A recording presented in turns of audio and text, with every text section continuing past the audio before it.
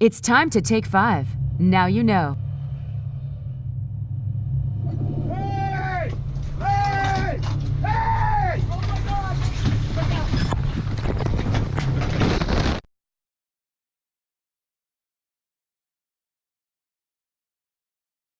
Today we're going to talk to Jack Hill of Searcy Denney Law Firm because you are passionate about boater safety. Where does that passion come from?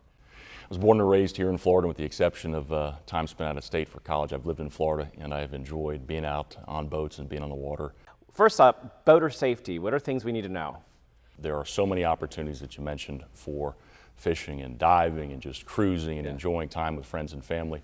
But we want to make sure that we do those things in a safe and responsible way.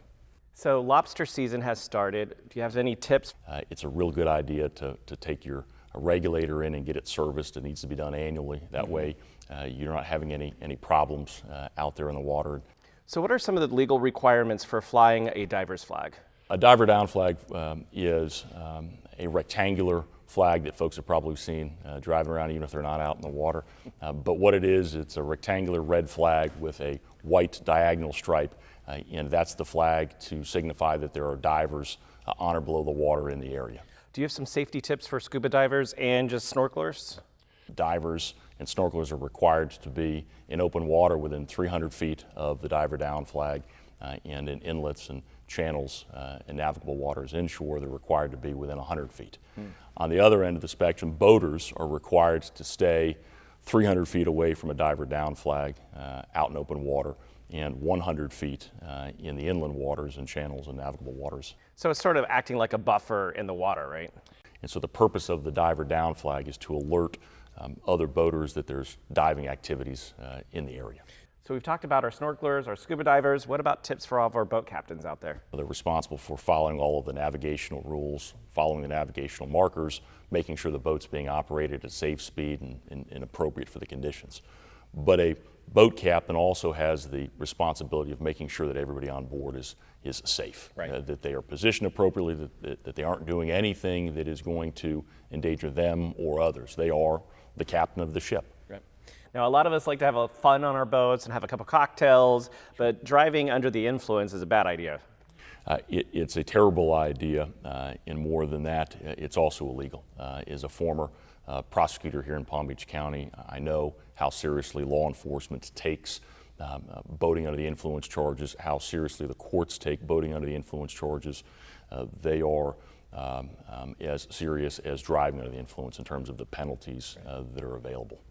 Now, I've seen this all over South Florida. There's a bunch of passengers on the front of the boat, their legs are dangling off. Sure. That just seems dangerous to me. And unfortunately, that will likely result in very significant injuries to that child. And it's just something that, in my humble opinion, just shouldn't be done. So all over Jupiter, I see paddle boarders everywhere. And sometimes boats whiz by them and they're like just rocking back and forth. Right. I worry about them. What are some tips for them? Paddle boarders and boaters need to be mindful of each other, right? Paddle boarders should probably stick to areas where there's not a lot of traffic, boating traffic, because you can see folks getting into trouble. But on the same token, boaters needs to be respectful and courteous of the paddle boarders out there and make sure that they give them wide berth. And the Coast Guard has some regulations for paddle boarders, right? They do. The Coast Guard treats a paddle board as a vessel, and so as a paddle boarder, you're required to have a life jacket.